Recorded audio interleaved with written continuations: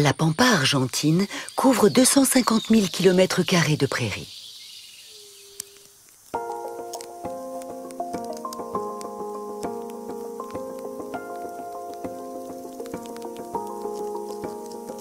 Les fourmis coupe-feuilles sont très besogneuses. Chaque jour, elles récoltent plusieurs kilos de végétaux. Pourtant, leur organisme ne peut pas les assimiler.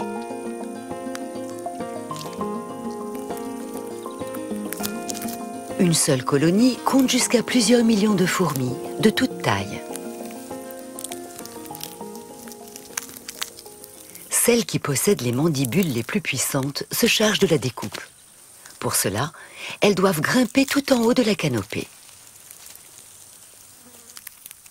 Pendant ce temps, au niveau du sol, les plus petites jouent les porteuses. Ces fourmis d'1,5 cm peuvent porter jusqu'à 50 fois leur poids en herbe. C'est l'équivalent d'un homme qui porterait une fourgonnette sur son dos. Le plus étonnant, c'est que cette force surhumaine provient justement de leur petite taille. Rapport à la taille de leur corps, leurs muscles sont plus développés que ceux des animaux plus gros. Leur force physique est donc supérieure.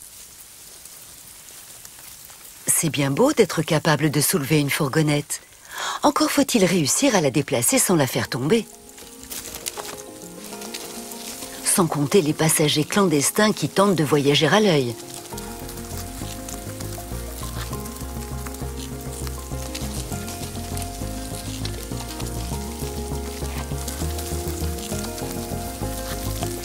Les fourmis travaillent sans relâche pour apporter leur récolte jusqu'à la fourmilière.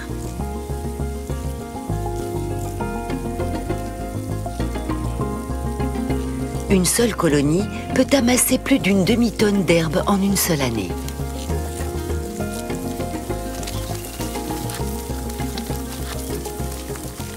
Mais à quoi bon faire tant d'efforts pour de l'herbe non comestible? Que font ces fourmis de leur formidable récolte? Et surtout, que mangent-elles en réalité?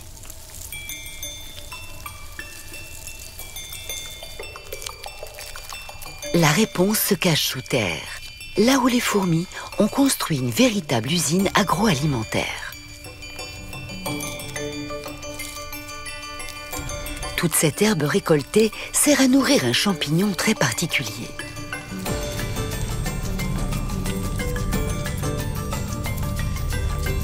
Il n'existe nulle part ailleurs sur Terre.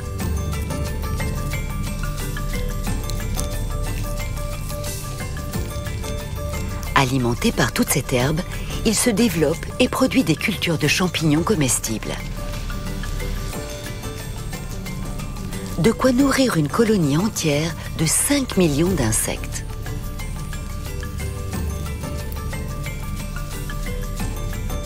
Ces fourmis produisaient déjà leur nourriture il y a plusieurs millions d'années, bien avant que les hommes ne découvrent l'agriculture.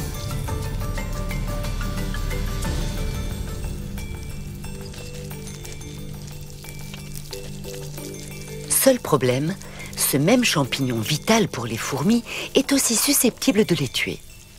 Il produit du dioxyde de carbone en quantité suffisante pour asphyxier la colonie.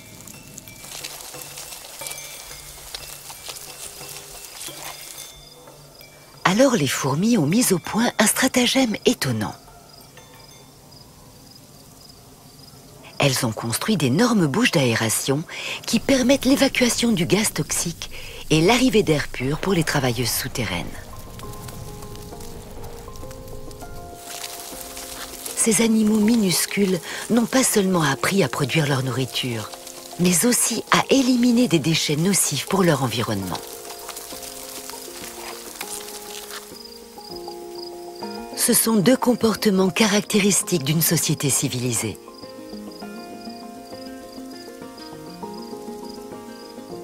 Et un miracle de la nature à une échelle industrielle.